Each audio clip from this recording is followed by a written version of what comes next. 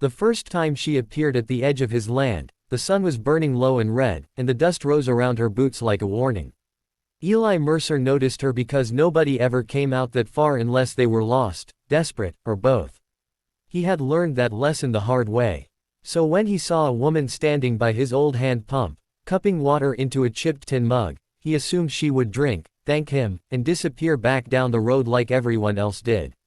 But she didn't leave. She stood there, hands trembling, eyes fixed not on the water but on him. And when she spoke, her voice carried something far heavier than thirst.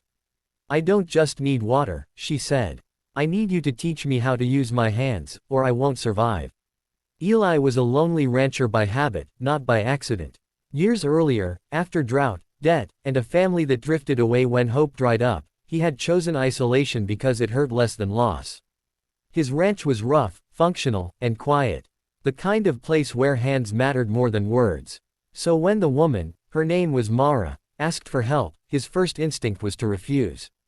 Help led to attachment. Attachment led to pain. Yet something in her eyes stopped him.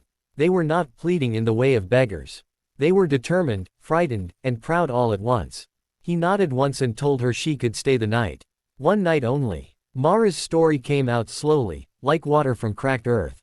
She had grown up in a town where survival meant relying on others, factories, shops, systems that promised security until they collapsed. When the work dried up and the town emptied, she discovered how helpless she was without practical skills. Her hands, she said, had only ever held papers and screens.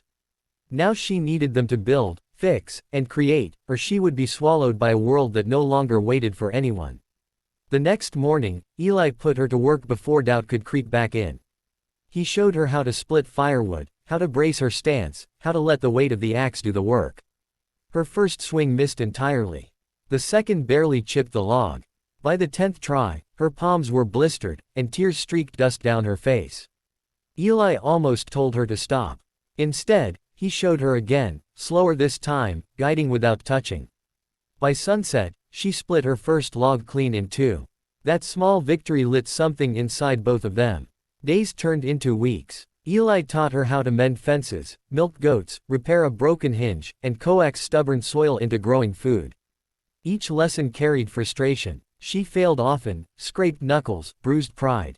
There were days she wanted to quit and days Eli nearly sent her away, convinced he was wasting both their time. But every challenge they faced together chipped away at the walls they had built around themselves. The biggest challenge came when a storm rolled in hard and fast, tearing apart the north fence and scattering cattle across the ravine. Panic surged through Mara. She had never handled chaos like that, never been responsible for anything living beyond herself. Eli could have fixed it alone. Instead, he handed her the tools and trusted her with the task. They worked through wind and rain, hands numb, muscles screaming.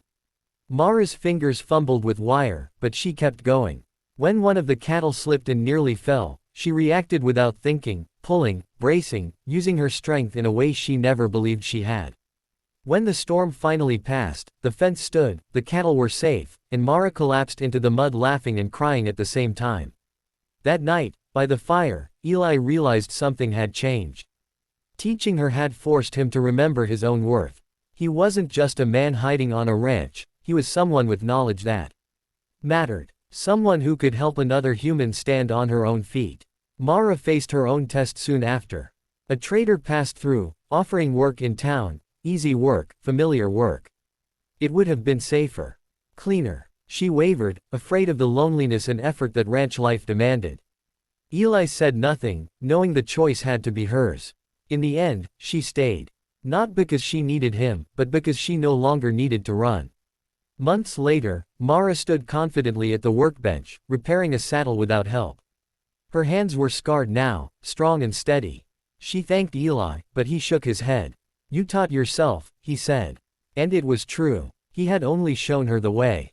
The ranch was no longer silent. It wasn't crowded or loud, but it was alive, with shared meals, shared work, and shared purpose. Two lonely people, once broken in different ways, had rebuilt not just fences and tools, but themselves. Mara had come for water, thinking that was all she lacked. What she found was something deeper, the power to shape her own life with her own hands. And Eli learned that even the most isolated hearts can heal when they choose to open, just enough, to teach and to trust. The message was simple, etched into every callus they earned together. Survival isn't about being rescued. It's about learning, patience, and the courage to grow strong where you once felt useless. And sometimes, the greatest help you can give, or receive, is the chance to learn how to stand on your own.